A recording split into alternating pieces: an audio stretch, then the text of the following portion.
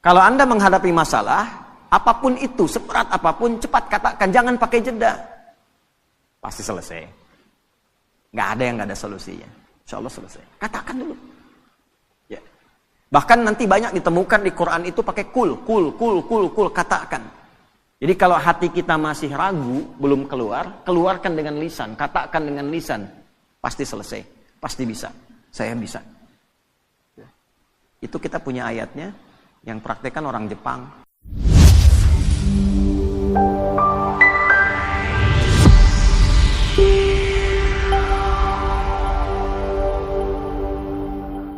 Semua masalah yang kita hadapi bisa diterima oleh jiwa kita. Ini kalau bukan yang ciptakan Allah, Pak.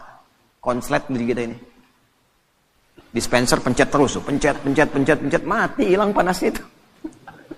Siapa yang masak mie tadi yang basahnya dingin tuh? Hah?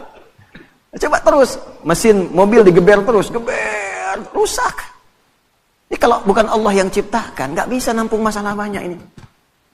Nah, Allah ingin menunjukkan lewat kuasanya, dikasih masalah itu untuk menunjukkan, tuh ini ciptaan saya, setiap masalah terima. Cuma ternyata latihan masalah itu pada akhirnya untuk memberikan kemudahan kepada kita, melapangkan kembali jiwa kita sehingga masalah di masa depan yang lebih besar bisa kita terima dengan mudah. Kalau nggak pernah latihan kaget, Pak. Nggak pernah latihan kaget. Ya, belum nikah nggak pernah punya masalah, begitu nikah besoknya langsung pisah. Nggak pernah menerima masalah. Jadi berbahagialah kalau sedang punya masalah. Karena hakikatnya masalah diberikan untuk memberikan kelapangan pada jiwa. Semua mesti diuji. Kan kemarin kita belajar. Ya, hidup itu standarnya ada ujian. Sukses ada ujian. Sekolah naik tingkat ada ujian. Melewati ujian memberikan ketahanan. Begitu sering diuji makin kuat. Ya, sehingga naik kelasnya lebih cepat. Itu poinnya. Ya, kadang-kadang orang nggak pengen diuji, pengen lulus, kan repot tuh. Ya, baik, nyambung ya. Alam nashrah laka sadrak, wa wada'na anka wizrak alladhi anqadha dhahrak. Nah, ini bagian kedua tuh. Muhammad SAW, bukankah aku telah lapangkan keadaan hatimu? Maka jangan engkau sempitkan sehingga engkau sulit mengatasi persoalan yang pernah engkau hadapi. Kalau engkau mau melihat bagaimana kekuatan lapang hatimu itu, cobalah flashback ke belakang. Wa wada'na anka wizra. Bukankah banyak masalah dulu yang pernah aku tuntaskan dan selesaikan? Alladzi anqadha dhahrak, bahkan diantaranya ada yang memberikan beban begitu kuat sehingga terasa dari kepala sampai dengan ujung kaki. Anqadha dhahrak itu ilustrasi, bahasa balaghahnya itu kinayah, ya. Ilustrasinya kalau kita ngangkat beban tuh olahraga. Ya, Pak, siapa ini? Muhadis tuh, muhadis berapa kemampuan ngangkat barbel? 30 kilo, naikin 40 misal. Ya, baik. Yang ngangkat apanya? Tangannya. Tapi yang merah mukanya kan? Yang kembung pipinya. Bukan? Yang manyun bibirnya. Yang getar kakinya. Nah, itu ngangkat beban yang diangkat oleh satu bagian tapi terasa semua bagian tubuh. Diilustrasikan lewat ayat ini, ada beban-beban pekerjaan yang tidak ngangkat barbel secara fisik, nerima masalah, gelap dari ujung kepala sampai ujung kaki. Proyek udah disiapkan, tender udah menang, begitu berangkat tengah jalan batal.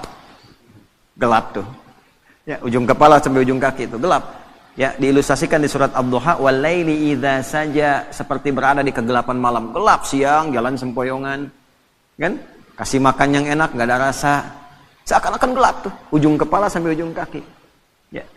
Maka Allah memberikan pesan kepada kita, "Hei, jangan karena sempit hatimu itu yang sudah aku ciptakan lapang, menjadikan engkau gelap dan sempoyongan seakan terkena beban yang begitu berat hanya dengan satu persoalan. Padahal dulu selama engkau hidup, begitu banyak ribuan persoalan yang sudah aku tuntaskan." Ya, maksudnya begini, kalau engkau dengan satu persoalan merasa sempit, coba caranya ingat-ingat ribuan persoalan yang dulu yang pernah aku selesaikan. Apa dengan satu masalah ini engkau menjadi gagal untuk memperluas hatimu, sedangkan yang dulu ribuan telah aku selesaikan? Nah, Ini diterjemahkan ke dalam bahasa psikologi yang singkat tuh begini. Bahasa singkatnya. Ah, yang dulu aja selesai, masa yang ini nggak selesai. Ah, gitu bahasa kitanya tuh. Ya.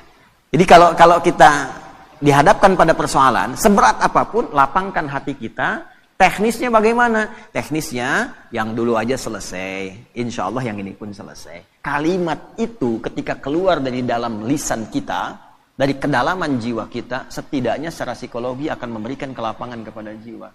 Sehingga solusi kalaupun belum datang, hatinya sudah tenang. Ya.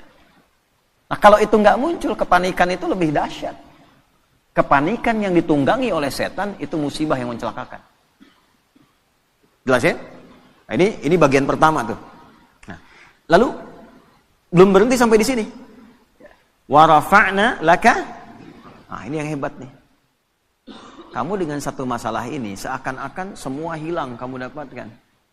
Padahal aku telah angkat engkau dari status yang terdahulu nggak punya apa-apa sampai punya apa-apa.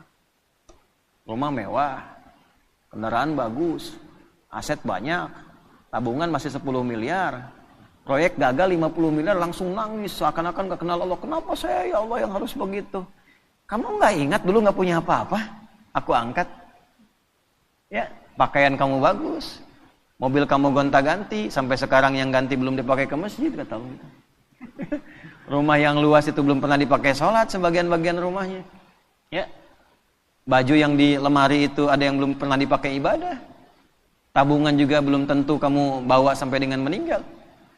Kenapa hitungan yang begitu luas tidak pernah kamu kemudian pikirkan untuk melapangkan hatimu, tapi karena satu persoalan kamu lupa dengan semua anugerah yang telah aku berikan. Jadi kalau Allah menguji satu hal, ini kesimpulan cepat di ilmu hikmahnya. Allah menguji satu hal yang kita lihat sebagai sesuatu yang gagal, itu tandanya kita diminta mengingat dengan syukur pada sesuatu yang telah kita dapatkan sebelumnya. Kalau mampu mendapatkan itu, maka itu modal awal untuk melipatkan anugerah yang sekarang kita anggap gagal. Gampangnya gini nih, ada proyek nih. Ya. Nilainya misalnya 1 miliar. Udah proses bagus. Tiba-tiba di tengah-tengah gagal.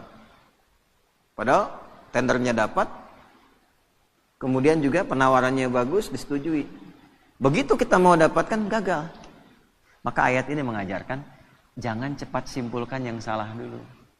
Lapangkan hatimu, syukuri dulu flashback pada yang telah Allah berikan sebelumnya. Nikmati semua itu sehingga merasakan ketenangan pada jiwamu. Begitu ketenangan ada, syukur mengingat yang dulu itu kita hadirkan, maka Allah lipat gandakan dengan datangnya proyek baru yang nilainya lebih dari apa yang pernah kita dapat itu. Diakumulasikan. Itu yang dimaksud la in syakartum la azidannakum. Makanya kalau kita dihadapkan pada sesuatu yang kita rasakan nggak dapat, syukuri dulu yang ada. Begitu bersyukur Allah tambahkan dengan apa yang belum kita dapatkan. Tapi kadang kitanya nggak sadar. Maaf kita, bukan kita. Kadang orangnya nggak sadar gitu. Kadang orangnya nggak sadar. Tiba-tiba dapat proyek baru, udah nuduh ke Allah, Allah jawab kemudian doanya dikasih, masih juga marah sama Allah. Ya. Padahal dilipat gandakan. Nah itu adab. Lanjut. Wa rafa'na laka dzikrak. Ini kita ngajinya al-ibratu bi umumil lafzi ya, la bi khususis sababi. Kalau sebabnya khusus ke Rasulullah. Ya Muhammad SAW, aku angkat namamu, aku naikkan statusmu, ya, aku lindungi engkau dengan perlindunganku, aku berikan limpahan harta kepadamu. Jangan sampai celaan dari orang-orang ini membuat engkau kemudian menjadi pesimis.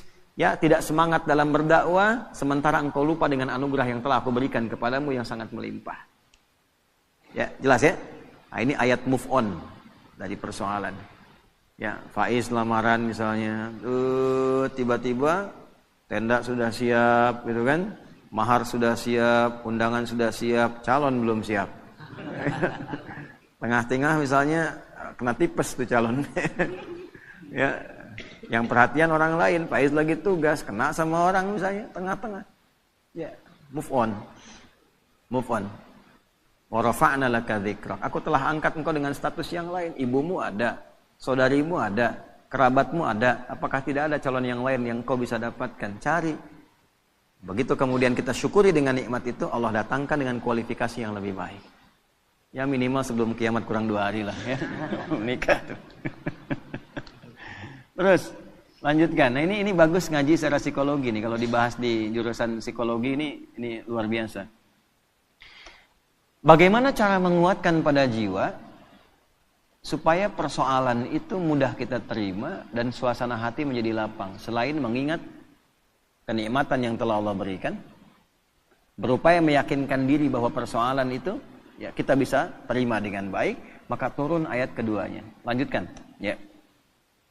Fa inna ma'al usri yusra. Nomor 5. Fa. Kita ngaji pakai ilmu nahwu ya. Fa harfu atfin rabitin baina syai'aini bila hudud. Huruf perangkai 2 peristiwa. Jadi ada peristiwa pertama, peristiwa kedua, peristiwa 1 dan 2 disambungkan tanpa jeda. Nyambung. Contoh. Nabi Zakaria berdoa kepada Allah. Minta dianugerahkan keturunan. Dilakukan dalam sholat. Surah Ali Imran di ayat 38. Hunalika da'a Zakaria rabbah qala rabbi habli min ladunka dzurriyyatan thayyibah innaka sami'un du'a.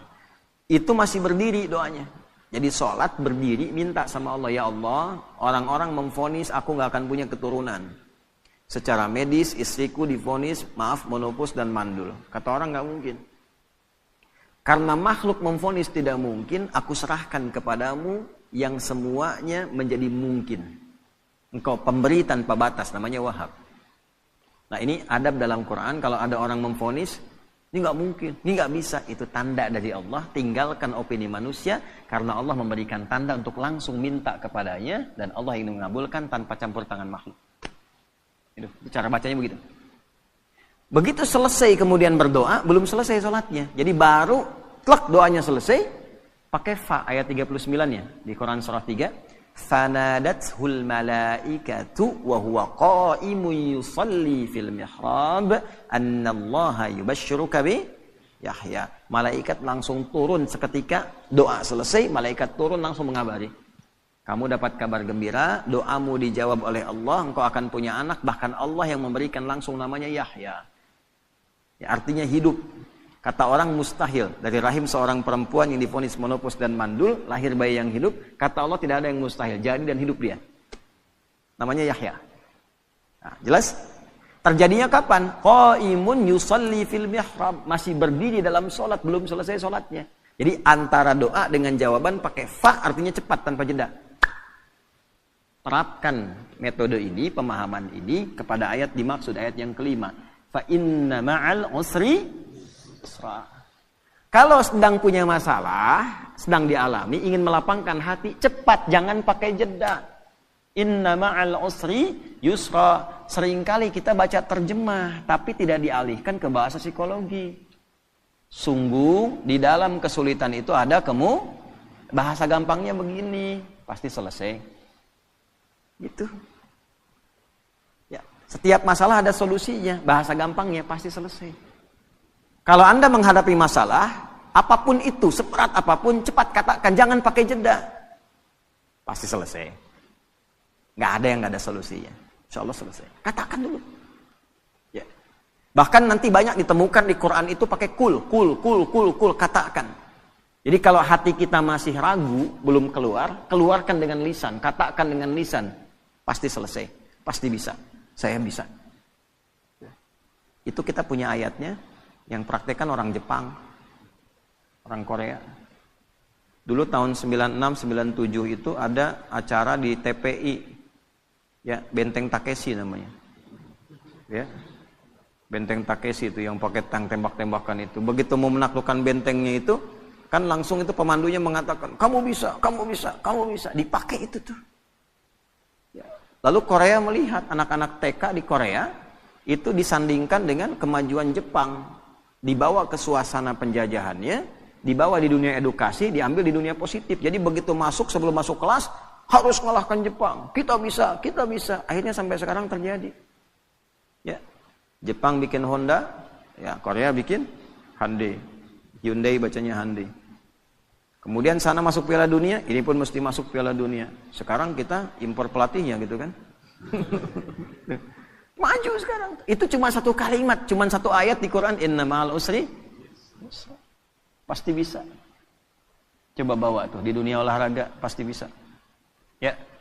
Kalau bawa atlet ini bisa, nggak ada yang nggak bisa. Bisa. Nah, katakan itu. Waduh, tapi ini mah lawannya. Katakan, tidak ada yang tidak mungkin. Bisa. Bisa aja dulu gitu. Perkara nanti melawannya bagaimana, itu ikhtiar. Bisa aja dulu. Ya. Lakukan dulu tugas, sempurnakan. Misi, selesaikan. Ya. Yang pertama dilakukan itu tanamkan pada diri kita, ini bisa nih, nggak ada yang nggak bisa. Nah, itu seorang muslim begitu. Dan itu digunakan sifat ta'dhimun nafsi. Bahasa bebasnya gini, kamu masih nggak yakin dengan saya? Katanya iman. Kau beriman sama saya, tapi ragu dengan ketentuan saya. Berarti kurang sempurna imannya. Ya. Nah, kalau masih ragu, dikuatkan yang kedua. Ini bukan pengulangan, di Quran nggak ada pengulangan. Kaidahnya berbunyi begini, takkidun lima'nan jadid, taksisun lima'nan jadid. Jadi kalau ada seperti diulang, itu sebetulnya penguat kepada makna yang baru, beda dengan yang sebelumnya. Contoh di surat Ar-Rahman itu, fabi ayyi ala'i rabbikuma tukadziban. Berapa kali disebutkan itu? Itu bukan diulang, karena fabi ayyi ala yang kedua beda dengan yang pertama. Fabi ayyi ala yang ketiga beda dengan yang kedua dan yang pertama. Itu dahsyatnya Quran. Nanti kalau sudah masuk surat Ar-Rahman itu, ya kita coba bisa bahas dari 1 sampai yang terakhir itu.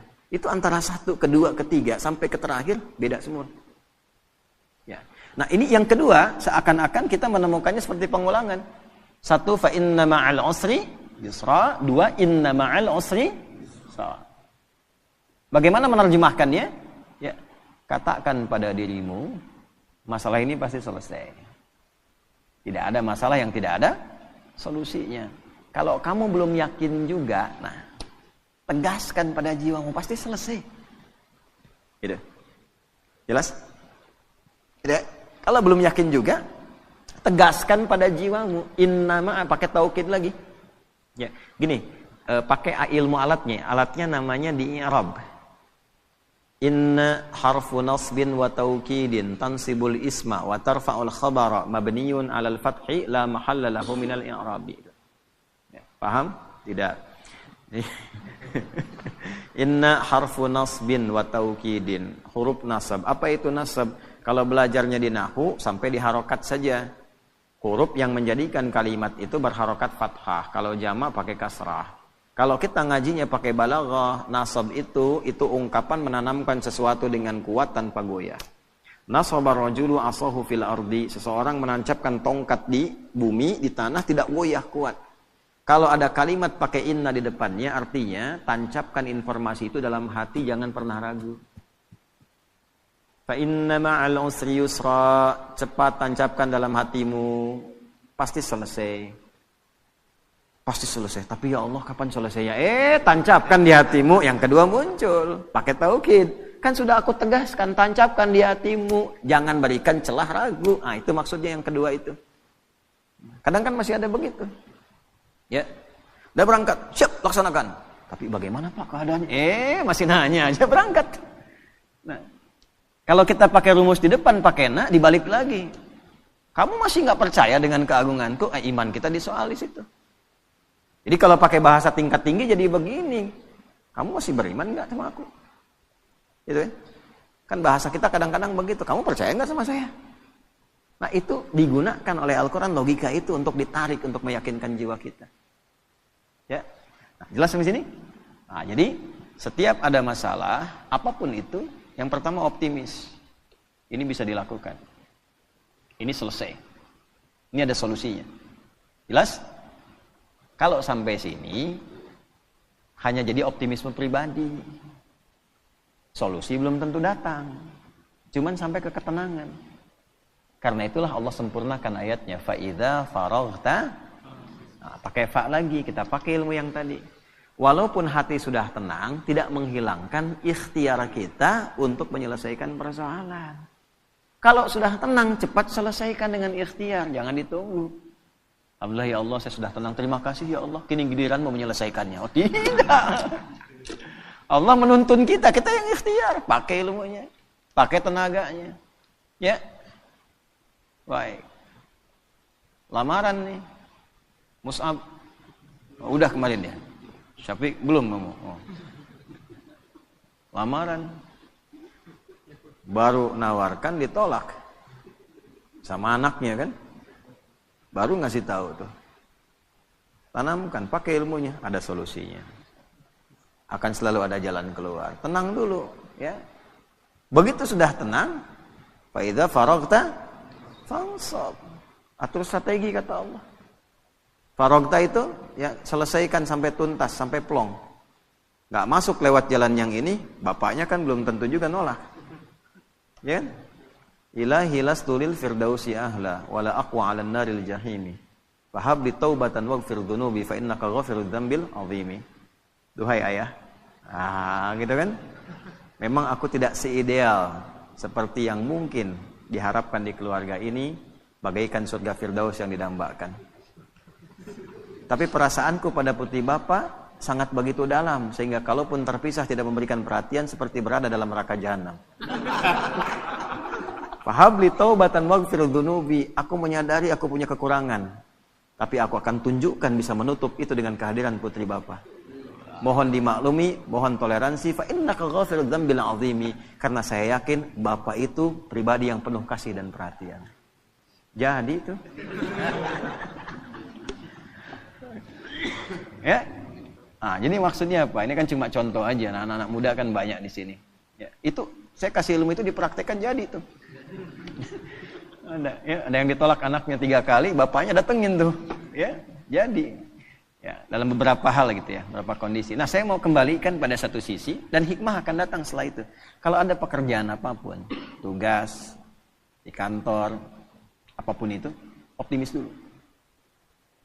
Setelah itu ada ketenangan. Nah, kalau sudah tenang, ilmu dipakai. Siapkan strateginya, eksekusinya bagaimana.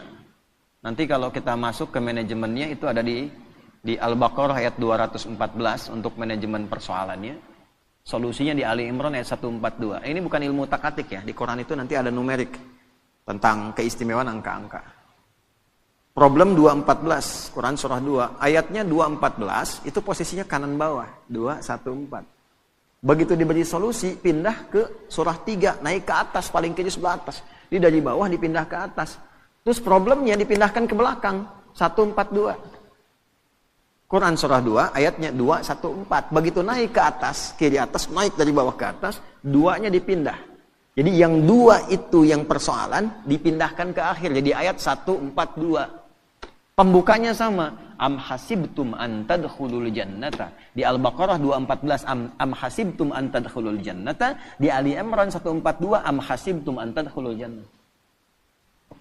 Am hasibtum an tadkhulul jannata, apa engkau kira mudah meraih kesuksesan yang kau dambakan? Jannah itu jangan selalu diartikan surga. Jannah itu artinya harapan tertinggi yang belum tampak. Kenapa surga disebut jannah? Karena kita berharap dengan tinggi belum tampak sekarang. Ya, nanti ada jannah itu sifat kesuksesan, pekerjaan sukses, belum kelihatan, belum nampak sekarang disebut jannah. Ya. Makanya kenapa orang Arab itu ingin mendapati dan memiliki kebun yang luas, rindang, ada air mengalir dan sebagainya. Karena di sana padang pasir dulu, nggak susah dapatnya. Begitu mereka dapat disebut jannah. Nah kita itu tiap Jumat itu disunnahkan kan malamnya Yasin, paginya kan surat Al-Kahfi. Ya, Yasin untuk penguatan secara spiritual. Kalau sudah dekat dengan Allah, kenal dengan Rasulullah, gitu kan, dipraktekkan. Nah, manajemen prakteknya itu, implementasinya itu secara konseptual di surat Al-Kahf sepekan sekali. Kan ada 4 kisah viral tuh.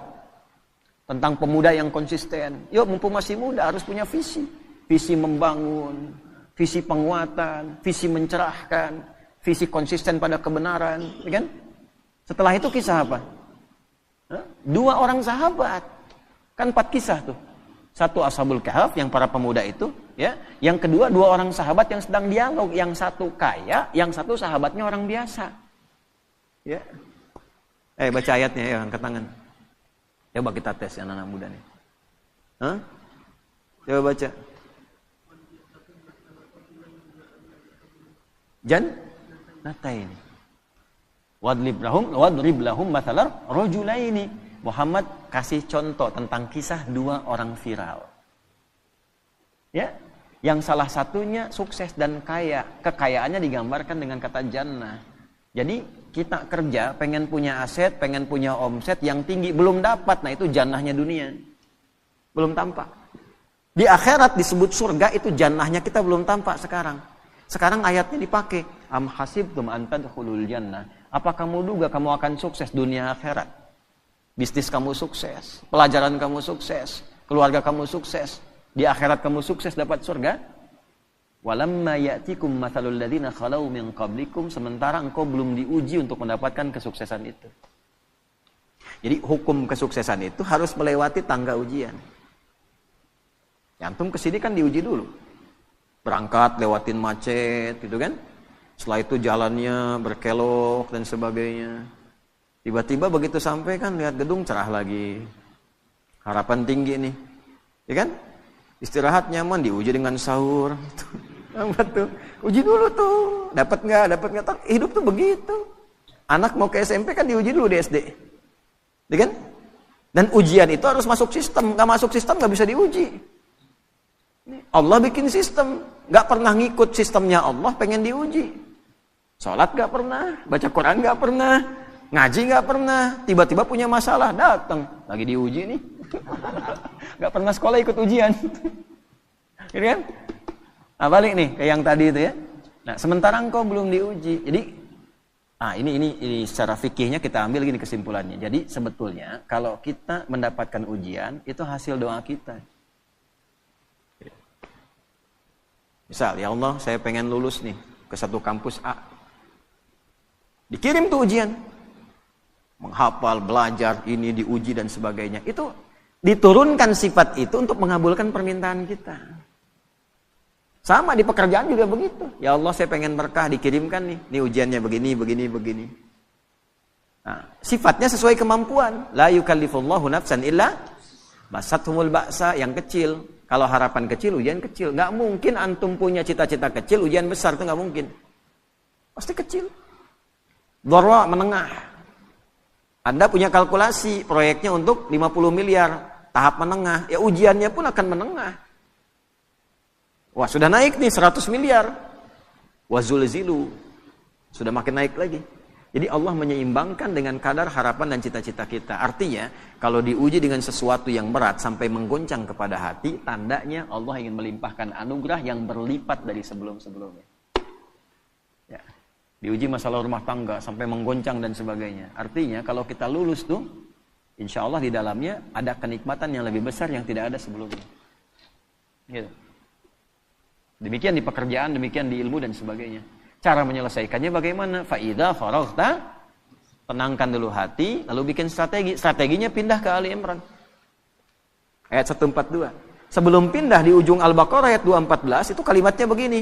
Hatta yaqula rasulu walladzina amanu ma'ahu mata Rasulullah. Sampai nanti dipaksa ada orang mengatakan begini, ya Allah, kapan ini selesai? Ya Allah, kenapa harus saya? Kapan selesai? Nah, itu kalimat manusiawi yang kadang keluar. Kalau sampai titik itu ada, solusinya langsung turun. Cuma sayangnya di terjemahan diartikan begini, ketahuilah. Gitu. Padahal ala itu harful ikhbar wa taukid. Huruf yang mengabarkan untuk meyakinkan. Bahasanya begini, ala, yakinkanlah pada dirimu. Allahu Akbar. Nah gini ya. Kita sedang diuji dengan masalah. Berat masalahnya. Kita ngadu, ya Allah, sampai kapan ini berakhir? Turun jawaban, ketahuilah. Dengan yang kedua, turun jawaban, yakinkanlah pada dirimu. Kira-kira lebih berdampak mana? Satu atau dua? Ala inna nasrallahi qarib. Yakinkanlah pada dirimu. Aku tegaskan. Tanamkan pada hatimu yang paling dalam. Jangan pernah ragu. Pertolonganku akan segera datang untukmu. Nah, bagaimana menjemputnya? Ya, kalau dijemput kan lebih cepat. Ya, penghulu datang, ditelepon lagi, di mana Pak? Gitu kan? Dalam perjalanan itu baru jalan dari rumahnya ke depan pagar. Dalam perjalanan. Sekarang kan banyak begitu kan? Di mana? Sudah on the way. On the way itu betul gitu, jalan, baru jalan, belum sampai ke pangkalan. Gitu ya. Nah, makanya dipastikan dijemput supaya nggak telat. Cara menjemputnya bagaimana? Am hasibtum, dibuka dengan kalimat yang sama. Am hasibtum an tadkhulul jannata walamma ya'lamillahu alladhina jahadu minkum wa ya'lamas sabirin. Itu yang 142. Pindahkan problemnya 2 ke ujung jadi 142. Cara mindahkannya bagaimana? 1, jahadu, turunan kata al-juhdu. Juhdu itu kesungguhan, keseriusan. Jadi kalau pengen sukses, sungguh-sungguh. Ini yang belajar-belajar nih, kalau pengen jadi ulama, serius. Makan serius. Ada nasi, mie diburu. Serius nungguin. Ngapalin Quran gak serius. Baru 2 ayat ngantuk tidur. Serius. Kan? Ngaji kitab gak serius. Makanya kitab setengah-setengah. Keluar fatwa kencang, begitu baca halaman berikutnya berubah. Serius, belajar serius. Pengen sukses, karir serius, sungguh-sungguh. Ya, pengen sukses pekerjaan, serius, sungguh-sungguh. Ya, double, terus double, optimalkan, serius. Bagaimana membangun keseriusan itu? Nah, itulah indahnya Quran, tuntas. Ini bukan cuma serius, tapi bagaimana langkahnya? Ada 3 turunannya. Juhdun itu 3. 1, dari kata juhdun muncul kata ijtihad. Ijtahada yajtahidu. Kesungguhan melahirkan konsep. Mesti terkonsep. Secara konseptual apa? Strateginya apa? Mitigasinya bagaimana? Itulah sebabnya sholat pertama kita disebut subuh. Dari kata asbah. Yang sudah siap dengan rencana yang terukur. Jadi nggak ada orang Islam bangun dari tidur kecuali sudah tahu planningnya apa. Jam 7 apa yang dikerjakan. Jam 8 ada. Ini iktikaf jam 10 ngapain. Jam 12 ngapain. Tengah malam ngapain. Terukur. Orang yang punya konsep dan terukur dengan program, maka teratur aktivitasnya. Jelas capaiannya. Ya. Jadi semua terukur, bisa disentuh, bisa dilihat, bisa dijangkau. Terasa. Nah itu ijtihad namanya. Yang kedua, kalau konsep sudah rapi, eksekusi dengan sungguh-sungguh. Itulah jihad. Jihad itu perjuangan fisik, implementasi dari sebuah konsep. Kesungguhan mewujudkan apa yang telah disiapkan, itu jihad namanya. Makanya jihad itu jangan dibatasi pada aspek pertahanan militer saja. Ya, orang tua ini ayah cari nafkah jihad. Ibu, istri merawat anak itu jihad. Dari mulai dikandung jihad itu. Ini yang sedang belajar itu jihad. Ya, jihad itu sungguh-sungguh. Jadi jangan alergi dengan kata jihad karena jihad itu positif asalnya. Berjuang dengan sungguh-sungguh, membela bangsa, bela negara, itu jihad. Makanya keluar resolusi jihad. Ini kalau belajar ya, nih saya gambarkan di surah 9 ayat 122 At-Taubah. Ini sekaligus kan kita tersambung live nih, yang dapat LPDP dari negara, atau beasiswa keluar. Ya, atau ini yang DAU dan ABD Umat yang sekolah-sekolah ke Timur Tengah, ke Al-Azhar lewat Kementerian Agama, LPDP lewat Kementerian Pendidikan dan Kebudayaan dan sebagainya. Itu kalau dia muslim yang dapat dan dia beriman, berlaku ayat ini. Wa ma kanal mu'minuna liyanfiru kaffah. Kan? Falaula nafara min kulli firqatin minhum ta'ifah liyatafaqahu fid din. Tidaklah semua orang yang beriman itu ingin tergerak berjuangnya secara fisik semua. Mesti ada di antara mereka kalangan intelektualnya. Dan intelektual ini diwujudkan dengan belajar yang sungguh-sungguh. Tafakuh itu sampai paham. Asalnya faqihah. Faqih itu mengerti. Mana faqih? Faqih. Nah, mengerti dia sekarang waktunya tidur. Ini nggak ada di sini. Nah, fikih itu paham, mengerti. Ya. Tafakuh berusaha sampai paham. Jadi orang beriman tuh gini, kalau belajar sampai ngerti. Ya, duduk paling depan. Nggak paham tanya. Jadi beda antara masuk dengan keluar. Masuk belum paham, keluar habis paham. Itu orang beriman. Bukan duduk paling belakang, nitip absen, nggak pernah nanya, ujian minjem catatan teman gitu kan. Pinter iya, cuman terbatas sampai ujian, habis ujian hilang. Gitu. Syahadi wallahi katanya, ajaban lazam. Gharib Indonesia. Jadi orang Afrika datang ke saya bilang, jadi ini Indonesia ini teman saya ajaib nih. Bingung saya. Kenapa? Kemarin ujian. Aneh belajar udah 3 bulan nih katanya. Malamnya itu, besok mau ujian, teman saya si Fulan pinjam catatan. Itu begitu keluar, saya 7,5, dia 8 kan. Saya bilang dia belum tahu sistem SKS tuh. Sistem kebut. Oh sekarang ada yang sejam pak. Itu Nanti suatu saat kita belajar bagaimana anugerah Allah kepada kita yang kita syukuri sebagai bagian dari warga negara, bangsa dan masyarakat Indonesia. Orang Indonesia itu luar biasa. Oleh Allah dikasih nikmat yang banyak. Apa aja dari tubuhnya itu selalu istimewa. Saya gambarkan satu lidah aja nih. Kita itu lidah yang paling fleksibel termasuk di dunia. Dipakai bahasa apapun cepat. Silakan Anda lihat ya. Dengan segala hormat, ini untuk menunjukkan saja anugerah ya, tahadus binikmah. Orang India belajar bahasa Inggris, akan kelihatan cengklok Indianya. Selancar-lancarnya orang India bahasa Inggris, akan tetap kelihatan India. Cina pakai bahasa Arab, akan tetap kelihatan Cinanya. Orang kita. Assalamualaikum. Kaifa halak? Masya Allah, suka bumi. Oh bedunnya. Ya, saya tugas 2010. Badan besar begini gitu kan, datang nyalamin para jemaah kita di bahasa Arab pasti ternyata suka bumi. Okay. Yang paling menarik udah disapa Assalamualaikum Syekh kaifa haluk. Dah abdi mati tasik. Lisannya luar biasa. Pakai bahasa Inggris kayak orang Inggris. Kalau sudah nggak kelihatan udah persis nggak tahu ini. Ya, antara Asep dengan John itu tipis bedanya tuh. Ya. Agus dengan Kevin tuh bedanya tipis tuh. Nggak kelihatan orangnya, tapi dipakai bahasa apa aja jadi. Bahasa Cina kayak orang Cina. Dialeknya juga bisa dibedakan. Ini Mandarin, ini Hongkong, ini Guangzhou, macam-macam tuh bisa. Ini bangga itu kita tuh. Nah, cuman maksud saya begini, balik ke ayat. Kalau kamu sudah belajar, sudah pintar, orang Islam itu belajarnya sampai paham. Itu paling depan, tanya, ngerti. Ya, jangan sampai keluar dari kelas nggak ngerti. Itu bukan tipikal orang beriman, bukan tipikal orang beriman. Oh, hadisnya jelas kok. Bainama nahnu julusun 'inda Rasulillah sallallahu alaihi wasallam idh tala'a 'alaina rajulun shadidu bayadith thiyabi shadidu sawadi sya'ri la yura 'alayhi atharu safari fala ya'rifu minna ahadun fajalasa ila an-nabi sallallahu alaihi wasallam wa asada rukbatayhi ila rukbatayhi wa kaffahi ala fakhidhihi faqala ya Muhammadun akhbirni 'anil Islam. Itu kan di hadis Muslim, nomor hadis yang ke-8 itu.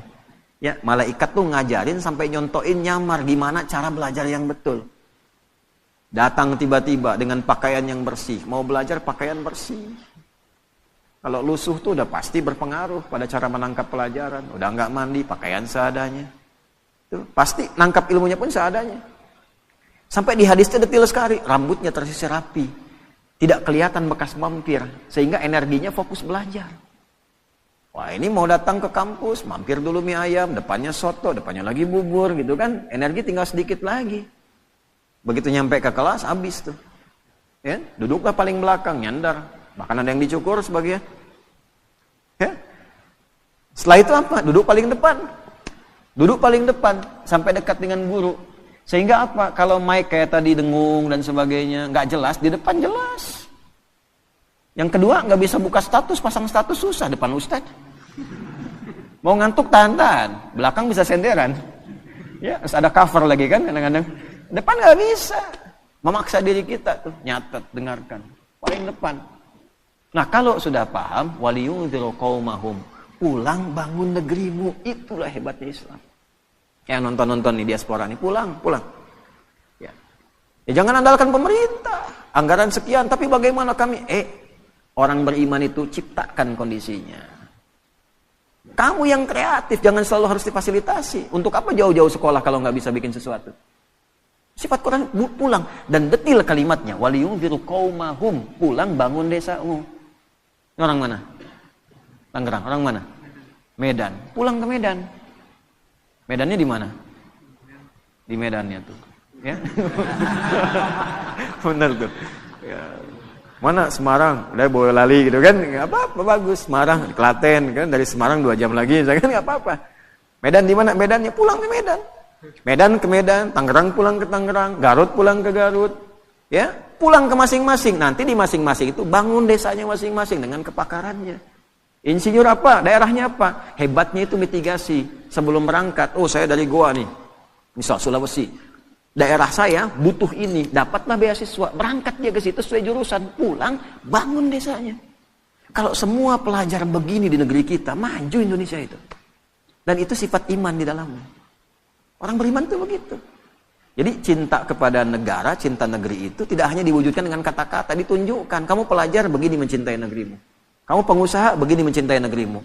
Yang paling hebat tuh begini. kamu makan di Indonesia, minum di Indonesia, kerja di Indonesia, tapi belum bisa memberikan sesuatu bahkan untuk orang yang mensuplai kekayaan kamu itu, maka keluar zakat. Gitu. Keluar infak. Nah, skema infak itu bukan ke pusat dulu, di daerah kita bekerja dulu, beraktivitas. Bantu itu supaya sama-sama sukses. Jadi semua itu ada babnya, yang ilmu di Dharma Baktikan, yang kaya di Dharma Baktikan, ya kan? Jangan sampai makan di sini, minum di sini, harta dibawa keluar, ya kan? Yang dibangun yang di luar, di dalam nggak dapat apa-apa. Itu bukan tipikal orang beriman. Ini kita ngaji Quran ya, sebagai spirit orang Islam, apalagi Ramadan. Nah, jadi itu sifatnya. Ya, jahadu, jihad.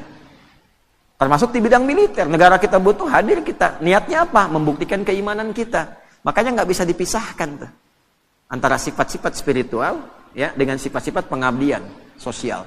Dan bersyukurnya di negara kita difasilitasi dasar negaranya. Pasal 29 ayat 1, negara berdasar atas ketuhanan yang maha esa, diwujudkan di Pancasila, ketuhanan yang maha esa. Implementasinya apa? Ada kemanusiaan, ada persatuan, ada kerakyatan, ada keadilan.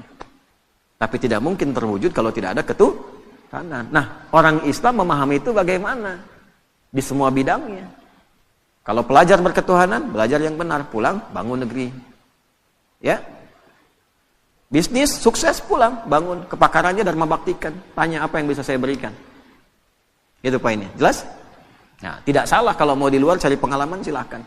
Tapi pada akhirnya mesti ada niat untuk kembali membangun. Karena yang ditanya itu adalah amanat tempat kita berpijak. Nah, yang paling sekarang harus diluruskan itu adalah yang sekarang dicitrakan, dipotret. Nggak pengen yang itu muncul, maka ada yang bikin tuh, dibikin-bikin. Jihad itu ekstrim, jihad itu teror. Gitu. Kita dibelokkan dari makna yang sesungguhnya, sehingga anti dengan kalimat jihad itu. Padahal itu positif. Seakan-akan hilang di fikih. Dipahaminya, nembak orang dibikin jihad. Judulnya. Bom orang dibikin jihad. Itu yang salah. Nabi sudah mewanti-wanti dari dulu. Hati-hati itu, di hadis Muslim. Akan ada orang yang kelihatan seperti sholat, seperti puasa, seperti zakat. Tapi ternyata dalam saat yang sama mencela orang. Syatama hadza wa qadzafa hadza, menuduh orang. Itu level yang kecil-kecil ya. Wa daraba hadza, senangnya kelahi. Ya, kelihatannya sholat, tapi keras.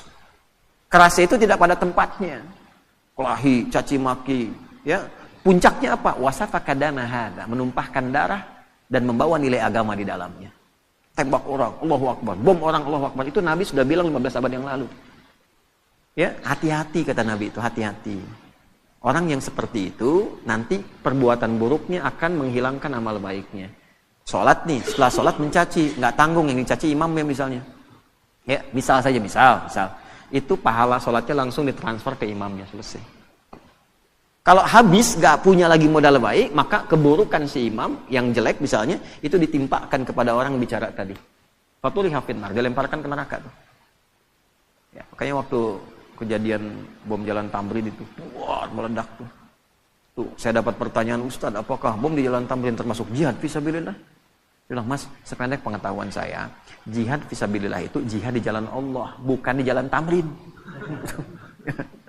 Nah, itu ya, penting belajar itu tuh. Iyakum wa iyahum, kata Nabi akan muncul nanti kita itu pada bingung. Ada orang gelarnya sama semua, ustadz semua tuh. Ustadz, bisa kiai, bisa macam-macam. Itu banyak nanti hal seperti itu terjadi. Lalu yuhadditsunakum bima lam tasma'uhu aw yasma'uhu aba'ukum. Bikin kamu bingung. Ini agama bukan, benar bukan, lain bukan. Iyakum wa iyahum, kembali ke standar. Standarnya Qur'annya ini, hadisnya ini, ulama kita ngajarin ini. Kalau sudah masyhur itu dan menyalahi, iyakum, tinggalkan saja. Kalau tidak ada pengikutnya nanti hilang sendiri. Itu. Nah, cuman problemnya kadang pasar bebas. Di kita itu gini, sudah tahu salah tapi ada aja pengikutnya. Kan kita tahu setelah Nabi Muhammad tidak ada nabi baru. Kita tahu itu palsu tapi ada aja pengikutnya tuh. Ya? Nah, itu problem. Fa idza faraghta fansab. Jadi kalau ada masalah selesaikan, jangan didiamkan. Selesaikan. Tuntaskan. Kalau didiamkan terakumulasi. Tenangkan hati, selesaikan, jangan ditunda-tunda. Cepat, pakai fa idza faraghta fansab. Dan terakhir, wa ila rabbika tawakkal. Sudah, yang aku tugaskan sebagai penutup, kata Allah, yang aku tugaskan kamu ikhtiar, bukan menentukan hasil. Jadi kalau kerja, jangan orientasi pada hasil, nanti kecewa ujungnya. Gitu. Hasil itu prerogatif siapa? Allah. Yang tahu maslahat bukan siapa? Yang tahu baik tidak siapa? Kan kita cuma pengen aja, tapi belum tentu itu baik untuk kita. Karena itu tawakal penting, serahkan pada Allah. Nah, mampir kita setelah kerja, datang ke masjid atau sholat 2 rakaat, bilang, lakukan, ya Allah, saya sudah berikhtiar seperti apa yang telah Engkau perintahkan, dan saya bertawakal seperti apa yang telah Engkau janjikan. Jika dengan semua ikhtiar yang telah saya lakukan belum mampu menghadirkan apa yang Engkau janjikan, maka mohon berikan petunjuk kepada saya dengan cara apa lagi saya mesti menjemput apa yang Engkau janjikan. Kan rezeki itu dijanjikan, wa fis sama'i rizqukum wa ma, rizkimu sudah aku tuliskan, kamu bergerak, aku berikan, aku janji itu. Kita nagih. Cuma nagih dengan cara yang benar. Nggak pernah ikhtiar, nagih. Ya kan? Nah, jadi itu tuh. Jadi kalau Anda kerja, orientasinya hasil, nanti kecewa. Udah saya siapin, udah rapi, udah gini. Ya nggak jadi. Sebenarnya Allah mau apa ya? Dia mau apa? Itu. Nah ini poinnya. Seringkali kita lulus dari rukun iman itu cuma 5. Yang ke-6 jarang. Padahal dibuka dengan iman, yakin, nggak boleh ragu.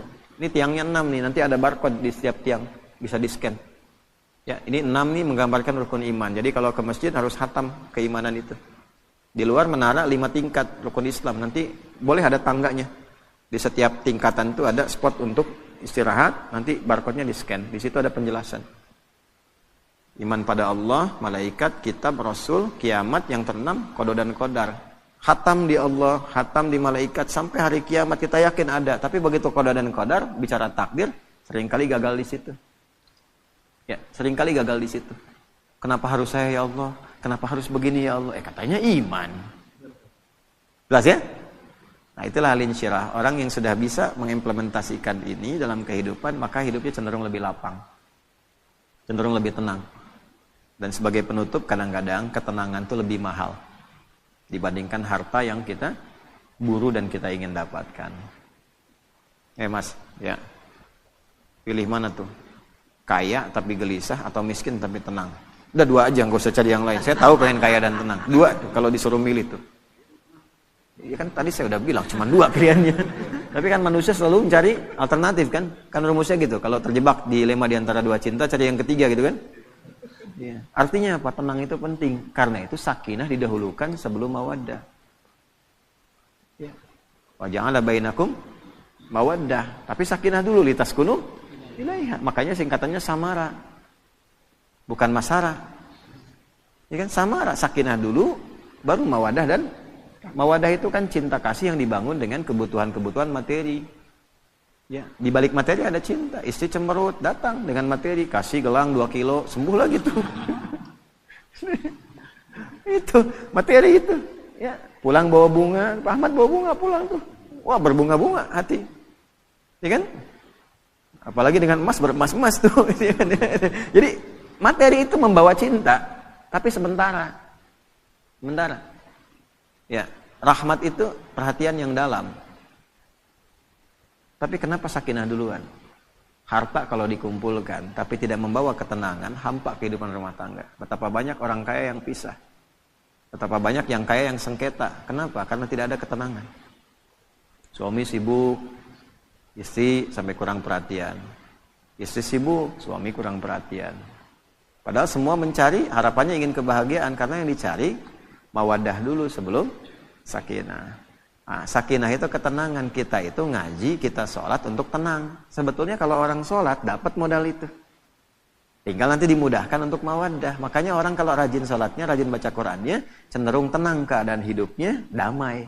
Apapun yang dikerjakan, solusi. Gitu. Alhamdulillah di kita itu masih konsisten sholat. Sampai ke kampung-kampung. Makanya gampang memadamkannya. Tenangnya tuh gampang. Gitu ya? Di tempat-tempat lain nggak mudah.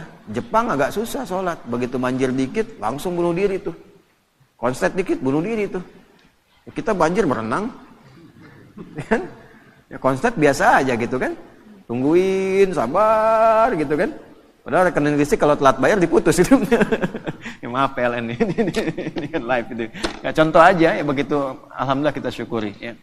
Baik, ini yang kita bahas di pertemuan subuh kali ini. Semoga Allah merahmati kita, memaafkan kita, memberikan kemampuan untuk mengamalkan apa yang kita pelajari, dan menjadikan pengamalan itu dapat membangun negeri, memakmurkan tempat yang kita pijak, dan mudah-mudahan itu dijadikan sebagai ibadah yang meringankan hisab kita di akhirat nanti.